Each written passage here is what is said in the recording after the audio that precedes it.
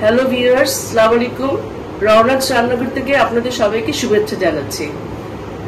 যেহেতু এখন ইলিশ মাছের মৌসুম, আমি সেই জন্য আপনাদের খুব অল্প মশলায় কি করে একটা হালকা রান্না করা যায় আমি সেটাই আপনাদের আজকে দেখাবো। এই রান্নার জন্য আমার লাগছে কয়েকটা ইলিশ মাছ, 4 ফালা করে পেঁয়াজ কাটা, বোম্বাই মরিচ, যেটা মেন ইনগ্রিডিয়েন্টস এখানের, আদা বাটা, রসুন বাটা, পেঁয়াজ বাটা এবং সামান্য ধনিয়ার গুঁড়া এবং লবণ তো অবশ্যই। তবে চলুন আমরা দেখি। চুলায় তেল দিয়ে দিলাম, এখন যাবে এর সাথে কিছু পেঁয়াজ বাটা,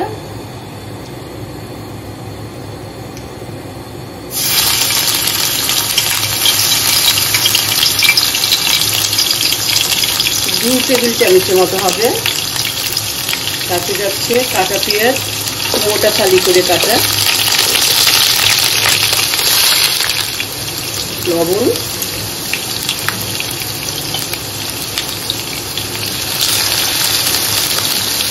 বোম্বাই মরিচ কেটে রেখেছি আগেই, একটা বোম্বাই মরিচ দিলাম। যদি মনে হয় আপনাদের ঝাল বেশি খাবেন তাহলে আরো দিতে পারবেন। একটু রসুন বাটা, খুবই অল্প, সামান্য হাফ চামচের মতো। একটু আদা বাটা, হাফ চামচ।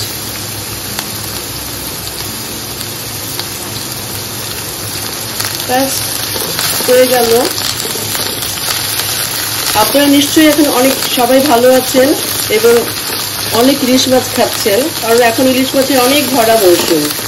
আমি সেজন্যই চিন্তা করলাম যে একটা হালকা মশলা দিয়ে আপনাদের কিভাবে একটা মাছ খাওয়ানো যায়।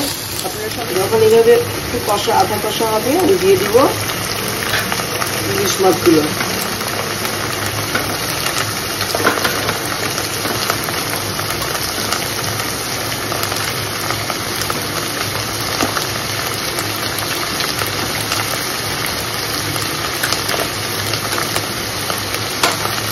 এটা আপনারা ইচ্ছে মতো বাড়াবেন, কমাবেন, মাছ বেশিও করতে পারেন।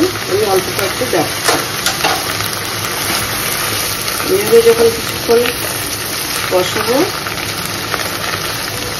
আমি কিছুক্ষণের জন্য এটা ঢেকে দিলাম।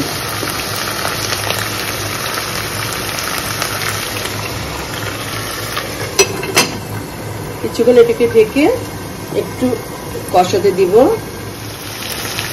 অল্প হাফ চামচের মতো ধনিয়া গুঁড়া দিয়ে দিচ্ছি। এখন আমি কষানো হয়ে গেছে, এখন আমি দিচ্ছি একটু পানি, হালকা ঝোল হবার জন্য।